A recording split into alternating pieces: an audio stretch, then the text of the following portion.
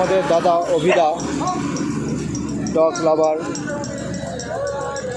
এই অভিদাও যখনই পানাগড় বাস স্ট্যান্ডে আসে আমি দেখি এই কুকুরগুলোকে বিস্কিট, কেক, এই সমস্ত খাবার কিনে খাওয়ায়।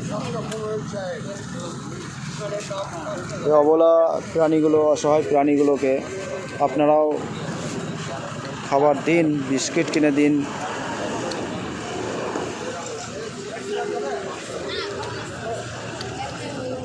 এই অবলা অসহায় প্রাণীদের পাশে আপনারা থাকুন এই অভিদার মতো। অভিদা যখনই বাজারে আসি দেখি কুকুরগুলোকে খাবার দেয়। আপনাদের সামান্যটুকু দিলেই এরা খুশি। কুকুরদেরকে ভালোবাসুন, রাস্তার কুকুরদের পাশে থাকুন। রাস্তার কুকুরের পাশে থাকা আমাদের অবশ্যই সকলের প্রয়োজন। সকলের রাস্তার কুকুরের পাশে থাকুন। এই দেখছেন অভিদা। অভিদাকে আমি প্রায় সময় খাবার কুকুরদেরকে খাওয়াতে দেখি পানাগড় বাস স্ট্যান্ডে এলেই।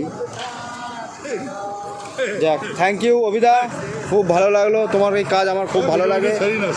তুমি সাধারণ মানুষকে কি বলতে চাও এই রাস্তার কুকুরের জন্য?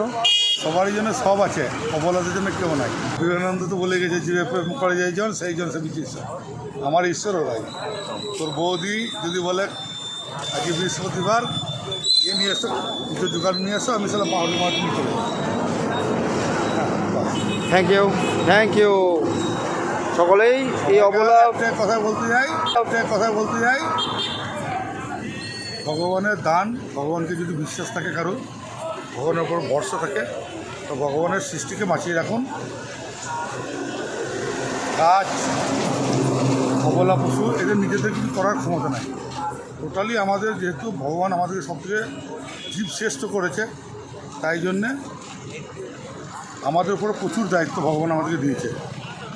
তাই ভগবানের উপরে যদি বিশ্বাস থাকে, তার কথার মর্যাদা, তার সৃষ্টিকে আমাদেরকে সুনিশ্চিত করতে হবে যেন সেই সৃষ্টি বেঁচে থাকে। অবশ্যই পৃথিবীর সব মানুষ প্রয়োজনের পরিস্থিতিতে মানুষের মনে হয়তো অনেক প্রলেপ জমে থেকে একটু পলি ভাটান, একটু জীবের সেবা করুন, একটু প্রকৃতির সেবা করুন, বাস সব পূর্ণ কামনা হয়ে যাবে। থ্যাংক ইউ, ধন্যবাদ। এই